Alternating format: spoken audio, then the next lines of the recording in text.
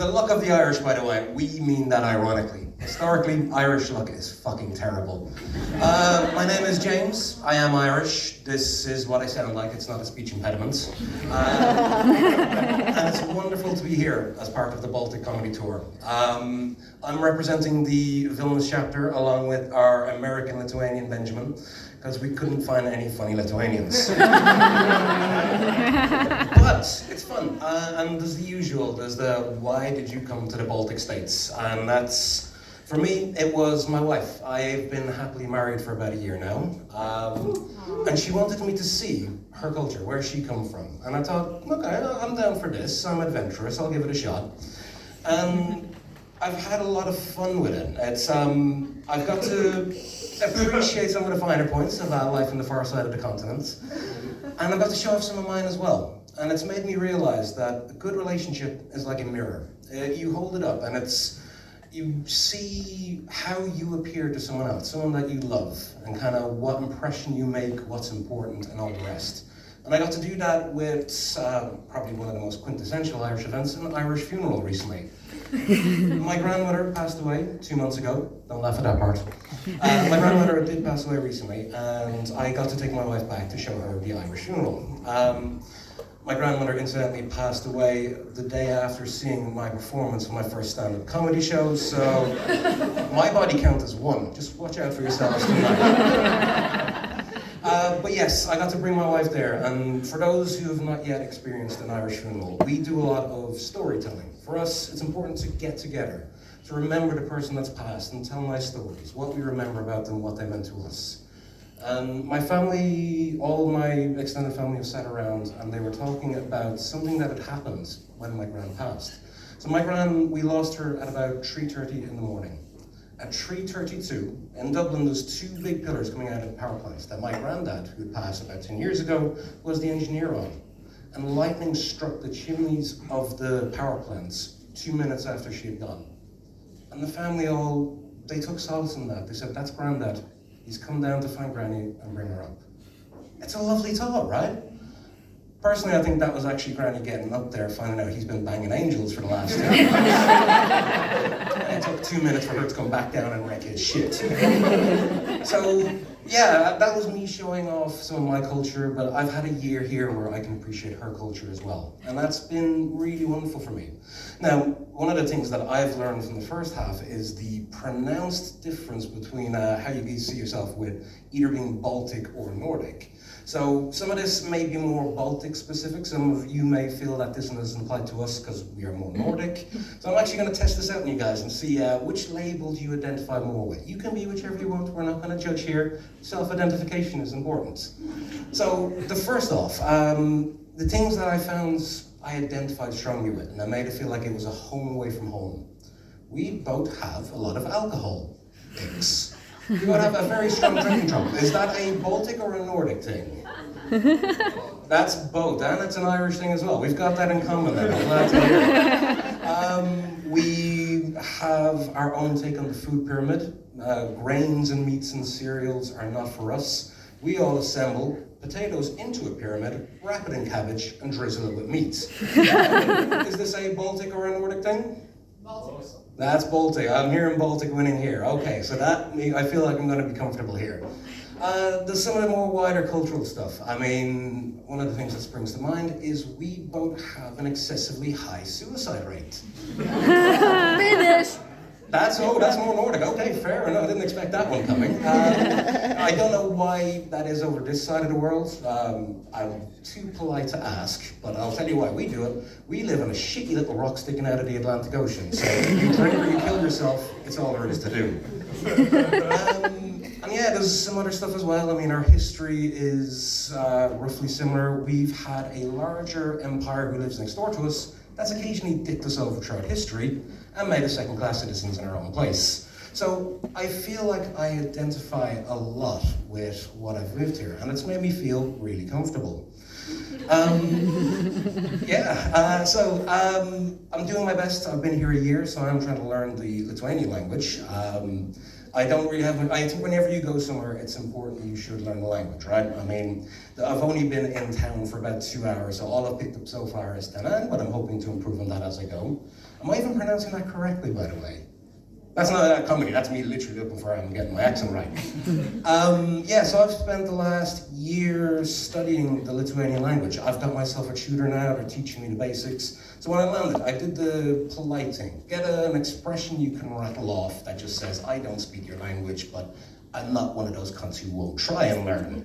So if you're in Lithuania, Lithuanian is not my first language, or Mano Lietuviškai is the brausius. My Lithuanian is not the strongest. And it works. People feel like you're making the efforts. There's no Lithuanians here to appreciate tonight, so fuck them. It's a polite thing to do. If you go somewhere, you should try and, if nothing else, like if you're visiting, hello, please, thank you. Those are the basics, right? I've been in Lithuania for a year. It's a difficult language, so I've got a tutor. And so far, I've got some verbs. I can do that. I am, I eat, I go. I know colors. I know all the colors of the rainbow. I can do shapes. The sky is blue. The ground is green. Yoda, the dog is black. So I've got some basics that I can use. That one wasn't even a joke, but I appreciate that one. So supportive in the back. My problem is I don't get a lot. So people, when I meet them in Lithuania, I will try and pronounce their language, and really it's more like attempted murder than anything else, and they politely ask me to stop. And I don't get to use it during my working day, so I am a IT geek, as is half the room if my sense of correct. I design computer systems for hospitals, which is, I don't work with any Lithuanian hospitals, so I don't really get to practice it during the day. But hospitals, especially in the last year, have been a fucking weird place to work, thanks to the pandemic. We didn't have any doctors or nurses in tonight, did we? Oh, well, I will give you guys an example then of what life in a hospital may be like. So I can have the weirdest fucking days. I can go and meet someone for a meeting, because it's polite when you go and see what they do, because I like to make systems and make things better. Do all the fancy predictive algorithms and all that kind of stuff. I have no idea what the fuck I'm doing, if I'm being honest. I'm just Googling it, but half of your IT geeks, I know you're doing the same. But a day can be weird. I mean, I had one day where I went from a conversation where I was speaking to someone on a ward, and just over her shoulder, there was a man who had the top of his head popped off. He had been in a car crash, you hit your head, your brain swells, and what they will literally do is pop it off so that your brain can swell and then contract again. And have you ever had a conversation where you can see someone's brain and not think, brain?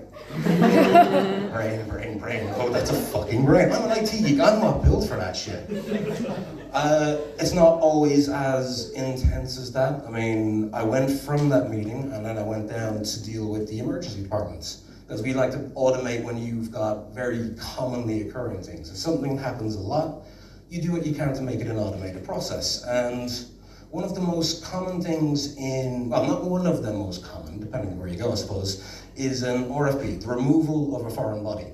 Now that can mean if you're a child, kids are fucking idiots, take a battery, stick it up your nose.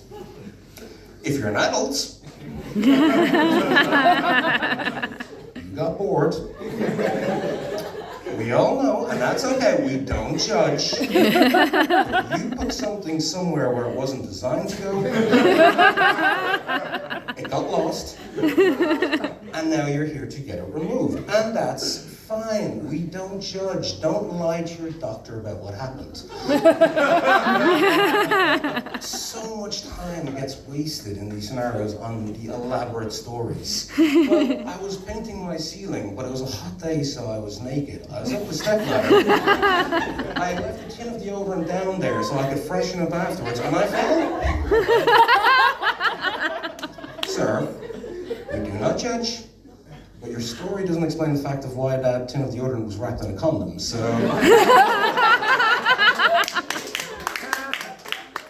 legit true story. I don't know if that's a breach of medical records, if I can tell that one, but it does happen with trust your doctors, they will not judge. They are friendly folks, I promise. Anyway, so what was I talking about? Living in Lithuania. Yeah, no, I've lived in Lithuania. I will leave you with my story about where I tend to judge a society. I think the barometer of anywhere you go that will tell you the most about it are the builders. No, you guys know builders are a wonderful insight into a culture. We have been fortunate enough that myself and my wife have just bought a house, made of fucking gold for the price they charged for it. What the hell's going on there? And we've been dealing with a bunch of builders to get some work done on it. And we've been interviewing a few saying, this is what we would like to happen, here's what we need. And it's been an interesting insight. I think Lithuanian builders may be my new favorite people. I have never met anyone more precise, more motivated, more enthusiastic to avoiding paying tax. These guys are ninjas. It's like, paying cash, 10% off. Yeah, I'm Irish. We invented that game. I know the tax rate is 21, so make it 20% off, and I don't tell the tax man to take a look at your accounts. Life hacks. You got to save money where you can in this economy. So yeah, probably the guy who made the most impact was not one of the builders we decided to go to. Myself, my wife, and this builder brought the guy to the site to show him what it looked like and what we wanted. And he walks in, he shakes my hand and ignores my wife. Impolite. He starts having all of his conversations, his questions directed at me. Now, as I said, I have no Lithuanian and he had even less English. So this was not a productive use of either of our time. And I did my usual bullshit of, but